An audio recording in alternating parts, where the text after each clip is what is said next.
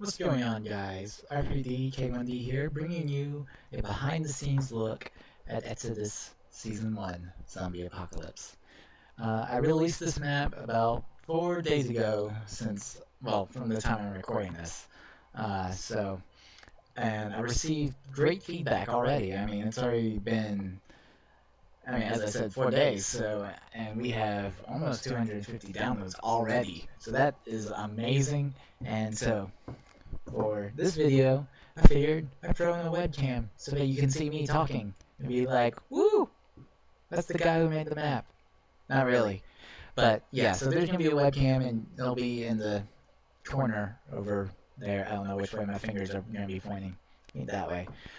So, so yeah, I'll be there and I'll be talking to you for the next couple of minutes as I go through what I did, like how I made each part of the map, like what the commands are and how you can make a map similar to this if you really wanted to. And I'll tell you some secrets of what I did and how I did it, and I'll talk to you about what to expect for Season 2 at the end of the video. So if that's all you want to know, skip to the end. I don't know how far, but just skip to the end if you don't want to hear all the rest of it. So, without further ado, let us start. So, right now we're standing on top of the lobby, or initial starting building. Here is where you can choose single player or multiplayer. So, single player, the only difference is it changes the popularity votes a little bit. There's a single player option and a multiplayer option, and we'll talk about that in a few minutes. But it doesn't matter which one you pick. This redstone signal emitted from both levers will hit all of these command blocks, and these just set the basic game rules like keep inventory, turn off mod griefing, turn off fire spread, that sort of thing, and it teleports players into the theater. And once you press the button that's in the theater, it starts this whole chain of command blocks. So the theater is basically a slideshow, and it goes through each of these pictures that are along here. So this is the command used to basically run the theater. I clone an area, so that command block clones from this block to this block. It clones my face and pastes it behind these black wool blocks and onto the screen, which is what you will see when you're in the theater. And between each of these, all of these along here are the text that pops up and tells you the main story for starting the map. After you finish that, the iron doors will open, and you'll proceed into the sewer lobby area, and you'll press episode 1. This is where you choose which episode you want to do. So you'll pick episode 1 because you have to do them in order, and it'll teleport you to over there, which is where episode 1 begins. And it'll also do the slash title.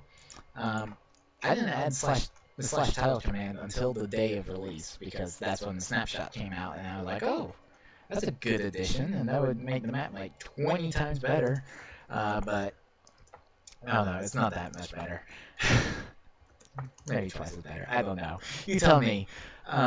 So this is episode 1 over here.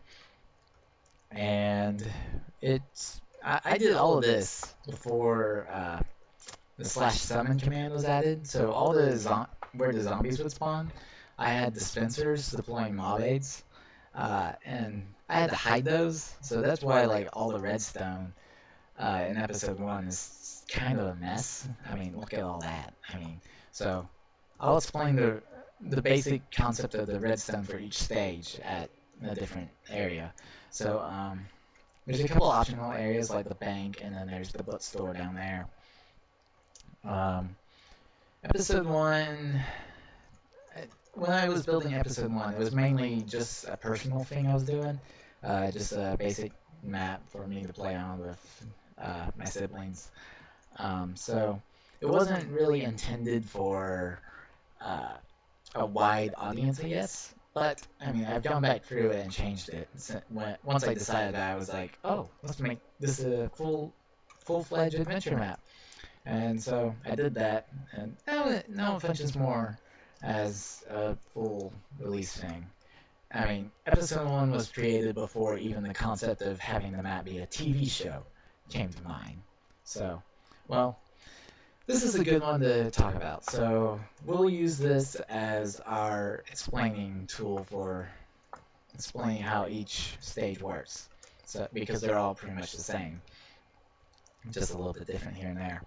All right, so to progress through the map, you find gold blocks with a button on it, and you press it, and it starts spawning waves of zombies, and you have to hold out for as long as for a while before escape presents itself. So basically, right here, all these command blocks right here just set the basic starting stuff. So like this one sets the difficulty to peaceful so that it clears out all the enemy mobs that were left behind in previous stages. This makes it so that you don't have to worry about the lag caused by so many mobs. And then this one sets it to hard so that it's instantly back into a difficulty where mobs can spawn. And it's either hard or normal in various stages, it depends. Most of the time it's hard. And it sets the time to night and clears the weather. And then this sets the spawn point and does the title at the beginning of the map so that you know where you are. Hang on, I need a drink of water.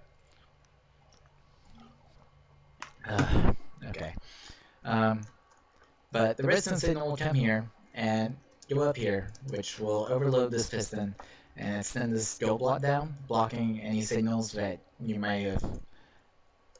If you were to press the button again, it would send out another signal. This prevents you from doing so, even if you press the button. Because if you did, and that security button wasn't there, security piston wasn't there, the redstone signal that was going around and around this thing, this is the thing that spawns the zombies. These are zombie spawns. And then the command block below it is just particles that spawn in the same place. And so a redstone signal will go around and around, hitting these command blocks over and over. So that's how multiple zombies begin to spawn over and over and over. If there was 2 signals going around this, you would have double the rate of spawning, and that would not be fun. It would be really hectic, even though it already is. Just think of double. So it would hit like double text, like here. There's some text, and each one of those right there is just your text. This is boss mob. This is the boss for episode 1. It's just a wither skeleton with some custom armor and some enchantments and attributes and stuff. And these are his minions, which are just regular skeletons, but with some buff and health and some armor and an enchanted bow. But anyways, once the timer finishes, going around and around and around, or back and forth actually, it'll go up here, overload this piston, which will block the signal that was going around and around spawning the zombies, and also send the signal over here, which opens the way to escape. So this will open the gate, and it will also send a signal to this, which will say, "Quick, the gate is open. You can now escape." So that's basically how each one of the little gold buttons work. I mean, there's differences in each one, but that's the basic gist of how it works. So now we'll fly over to episode 2. Everything that you see was built in-game. I mean, I didn't use any world editing programs like World Edit or whatever the other ones are, World Painter. Everything was done in-game. I mean, the closest tool I used for building was / which just fills from, say, that block all the way down there to that block with whatever item. I mean, whatever block. Can't talk, sorry. Need to drink water again. So, this is episode 2. I wanted a little bit more freedom for the player And this was about the time when I was like, okay, let's make this a full-fledged adventure map. It was right after finishing episode 1. So we'll go this way, because in episode 2 you can go one of two ways. Well, you have to go both, but it doesn't matter which one you do first. So you can do, let's do bag of blocks first. So you need bag of blocks to repair your car and get it moving again. And you have to progress through 3 areas, and then one last one where you get the bag of blocks. So there's a lot of little secrets, like this chest right here. I would not open it because, well, you could. I mean, it has a diamond sword in it and stuff, but when you open it, it triggers a bunch of zombies to spawn behind you. So that can be fun. And like this chest over here, you have to hop on the cars in order to get in there. Then there's some chests going around on minecarts up here with some decent items, except that one stopped. Here, let's shove. Okay, well, it's not doing that in the actual map. I've seen that.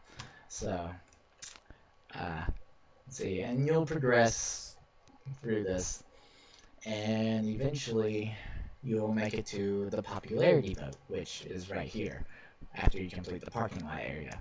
And the first, if you're in multiplayer, it will teleport 2 players.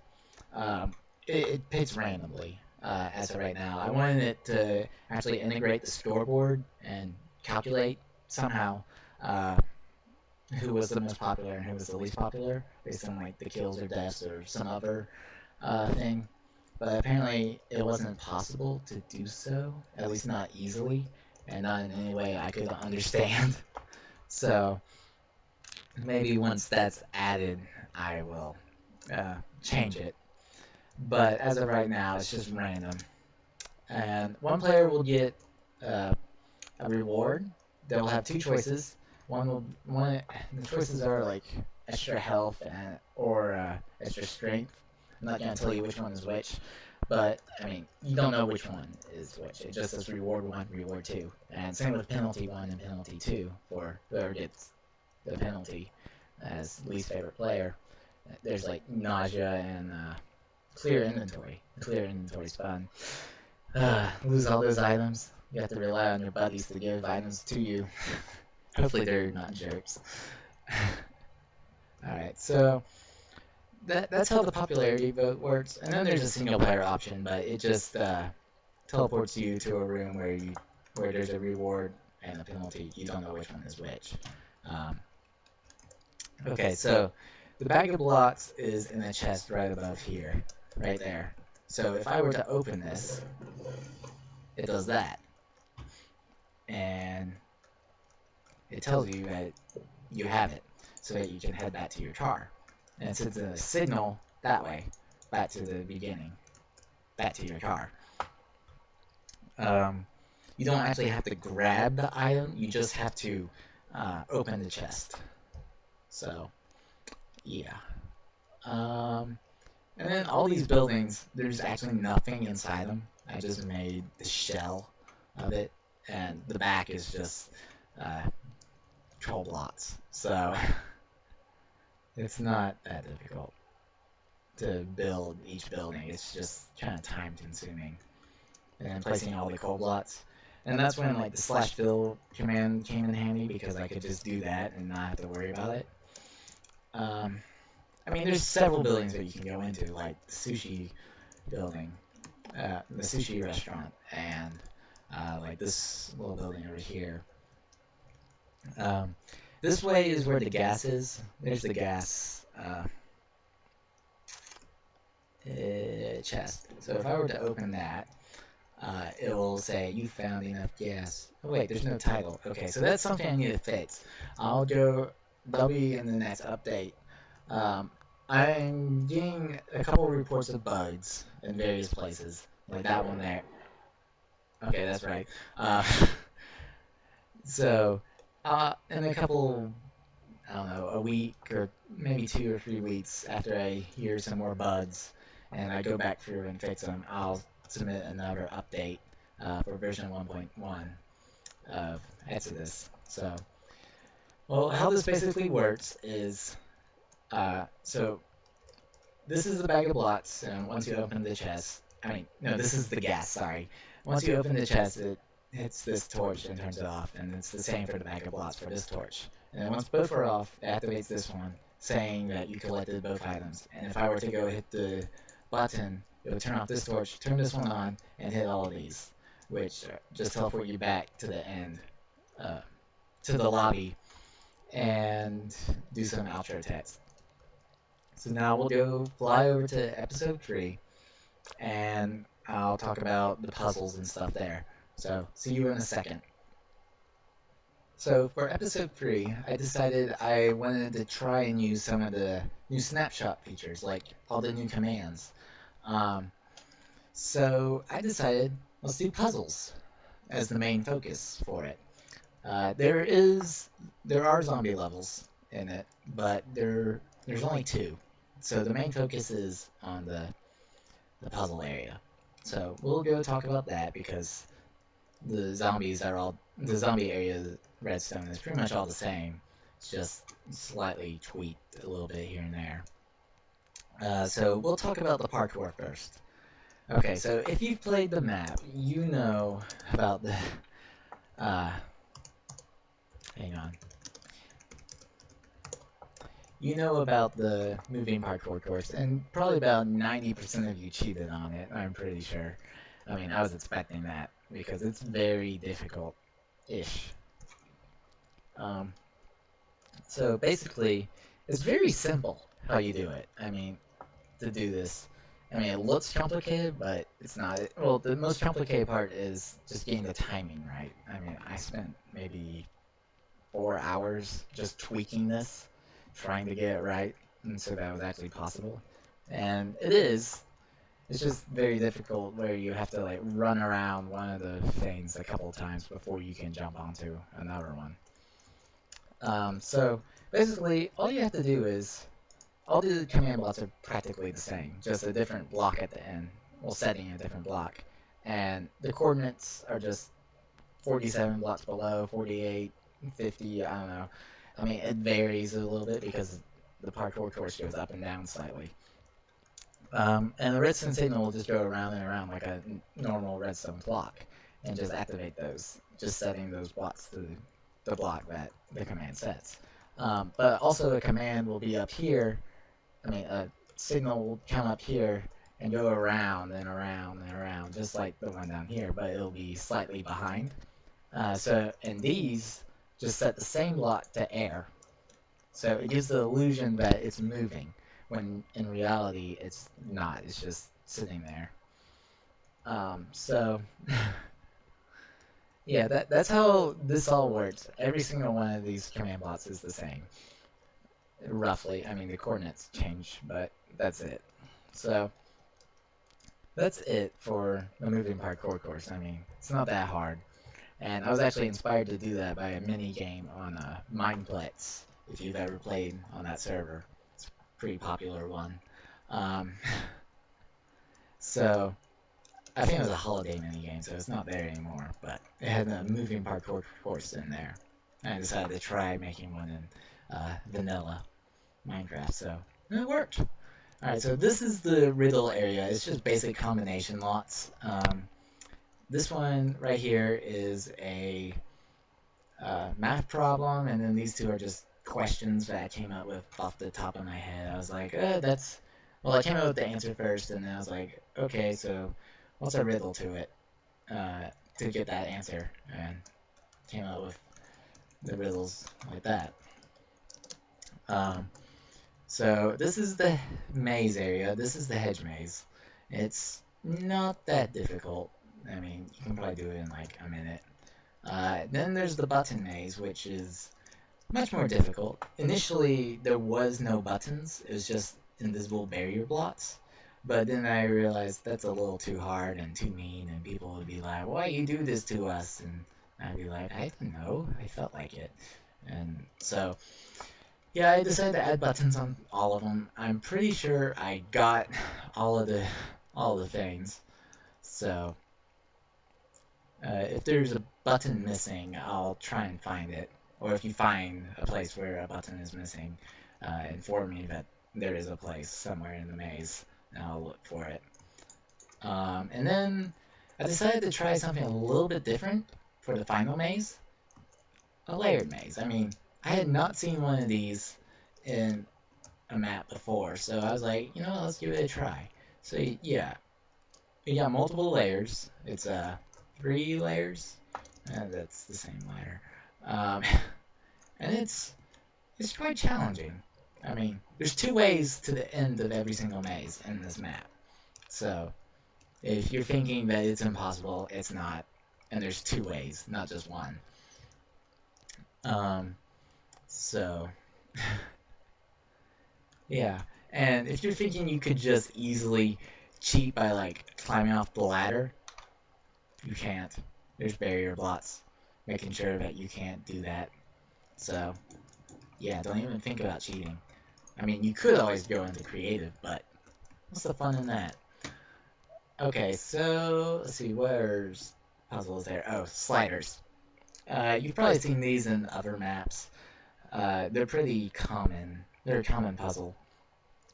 I don't know if I did mine the exact same as they did theirs, but so basically you get a snowball from pressing that button, or you get a couple snowballs, and you just try and toss them across the ice into a hopper. And that's basically all you do. You have to get one into each one. A snowball into each hopper in order to open the door. And if you were to, say, get a bunch of snowballs stuck and they were preventing you from getting more snowballs into the hopper, you could press the button right there, that's on the other side of that block, and it'll clear all the items that are in there by summoning a block of lava on top of the ice where there isn't a fence, and then instantly sending it back to air. It'll burn all the items, and then it will replace the ice in case it melted. So that's pretty much all that it took to build this. Oh, and then this is just the underneath stuff where it registers that you got one in a hopper, and these just play a sound whenever you get the item in so that you know you got it in.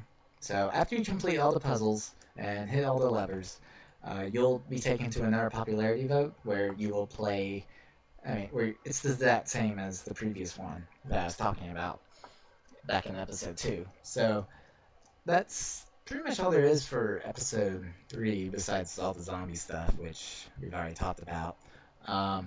Also, in every single map, every single episode, I added a map of it, just like an overhead thing, so you could kind of see some of the behind-the-scenes stuff, and all the heads that you see laying around, those are just popular YouTubers and beta testers that I just did /YouTube, /toggle, so that's all they are. I figured that would help, relate to probably the people who are playing this, because they probably watch YouTube videos. I watch YouTube videos. I mainly did people that I watch, but I also threw in a couple people that are popular that I watch every now and then, but not that often.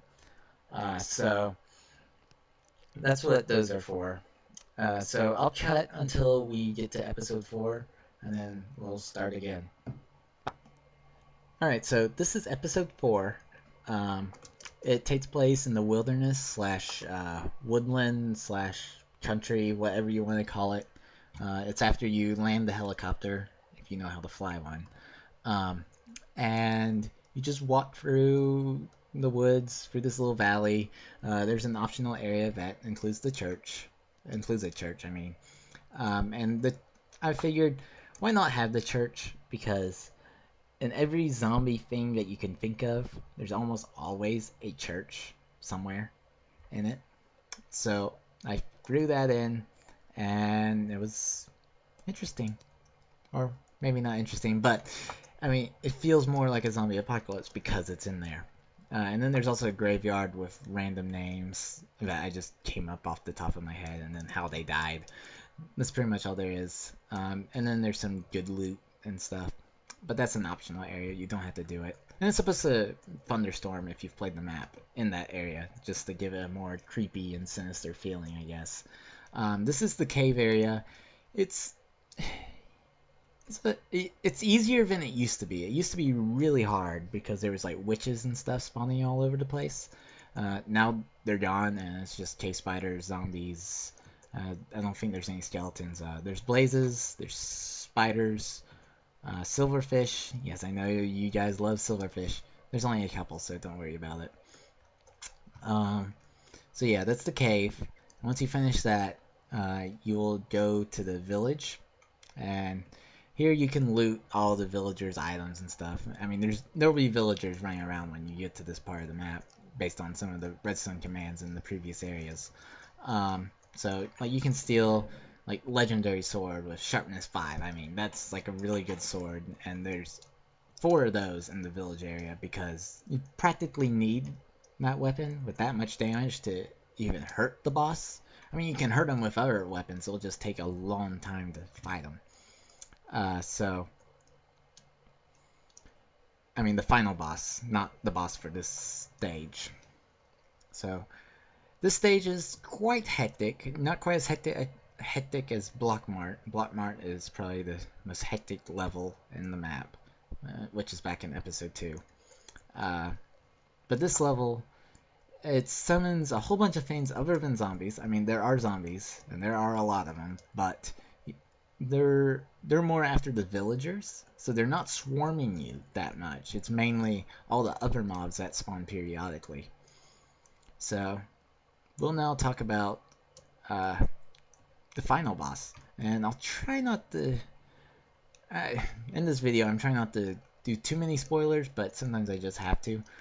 Well, this just all of these just set the basic commands like any normal level. And this one is the final boss. There's the command. If you want to summon them yourself in your own world, you can copy that if you pause the video and try and copy it. If you want to. I mean, I'm not expecting you to. He's supposed to have my head, my player head, but unfortunately there's a texture glitch right now with the snapshots that makes it so if you put a player head on a mob, it doesn't work. Like, it doesn't render the texture of the player head. It's just a Steve head. So that's why it's just a Steve head right now, unless it's been fixed by the time you're watching this video, many days into the future. I don't know how far. But the basic gist of all this complicated redstone right here is that the final boss is a skeleton, and this command tests to see if there's a skeleton still alive somewhere in the map. And since he's the only one, as soon as he's dead, it'll send a signal around causing the end of the map. So like all of these commands shut off like his will shut off the mob spawning, like his minions, which are these command blocks, and it will also shut off his text that he says periodically, like come on, fight me, think of all the views and stuff like that. And this right here checks to see if there's a skeleton in the lava or beneath the stage. There's like a set area so that if he falls in there, it'll teleport him back up to the center. And then this one just says, ouch, stop shoving me in the lava, or something along those lines. So right here is the music that plays while you're fighting him. I mean, I'm no musician, but that's basically what's playing while you're fighting him, just for some background music. I mean, heck, why not? It's hard to hear it unless you have the note blocks turned up, so yeah. And then there's the fire rings, which use the same I'm missing the word. Same idea as the moving parkour course. So basically, a redstone signal will go through here, hit all of these command blocks down here, which set the air block above all the netherrack on the stage to fire. So it gives the illusion that fire just sprung up out of nowhere. And then after going through a short little clock, it will hit all of these commands, uh, which turn all the fire blocks into air, ending the, and then it just repeats several times via this little clock. And that's basically all there is to the final boss fight. I mean, it's a complicated mess, and I'm skipping over a bunch of it, but that's basically what it is. And once you finish, it starts a whole bunch of outro text and takes you to the after show. So, yeah. Let's see, and then there's the rankings. I guess we'll talk about that real quick. So let's go down here, and so the rankings are set by how many deaths and kills you got. These are balanced for multiplayer for the most part. Single player, you get so many kills. I mean, 600. That's, I mean, usually you'll get about 1,000 if you're doing single player. So that's why it's balanced more towards multiplayer, because between two of you, you'll probably get around 500 to 700 would be my guess. And if you're playing with 4, well, you'll be like in these middle areas. And then deaths, I mean, that's normal. So far, most people are getting around this one to this one. I've never got that one, but then again, I was testing it to see bugs, so I was dying a lot just to see where I'd spawn and stuff. So, so basically, if I were to get 300 kills and 75 deaths, I would be an average survivor. And like, there's different ones for each one, like a smarter loved one, a first infected, live bait, a loner, savior of humanity, that's the best one, and then bringer of the cure, and berserker, sacrificial because you die a lot, but get a lot of kills. So that's just basically what they are, and how that works. And then after you do that, you go into the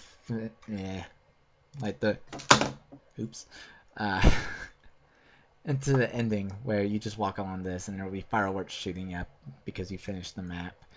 And you'll press that, and the villagers are very loud. I don't know if you'll be able to hear it in the recording, but they're pretty loud. And once you press that button, it triggers the end of the map text, which just pretty much says, thank you for playing, and goodbye, see you in Season 2 if you decide to play, and please comment on the forums to support the map. So that's pretty much the end of this. I guess now I'll talk about what you can expect for Season 2. So for Season 2, we're going to be going into space, and it's going to have a different mechanic than just pressing the button on the gold block to progress. I mean, that will be there probably for a couple stages, but for the majority of it, it's going to be something else. I haven't decided yet, but it's going to function differently. There'll still be popularity votes, and it'll still definitely be a TV show. However, the map will focus more on story and less of just mindless killing of zombies, which is what this one is more focused for. So for Season 2, there's going to be a huge story. However, the map will probably be shorter because you're not having to go through all these large timers and things. But it'll be 4 episodes, or at least I'm planning on 4 episodes again. And let's see. I'm gonna try and make my own resource pack for it, so that I can have like my own textures for the mobs. Like there'll be, for the zombies, there'll be little green men and spiders. I don't know what they'll be, but you know what I mean. and then like have the bow be like a blaster or some sort of rifle, and the swords being something. So and like changing the item slightly and everything.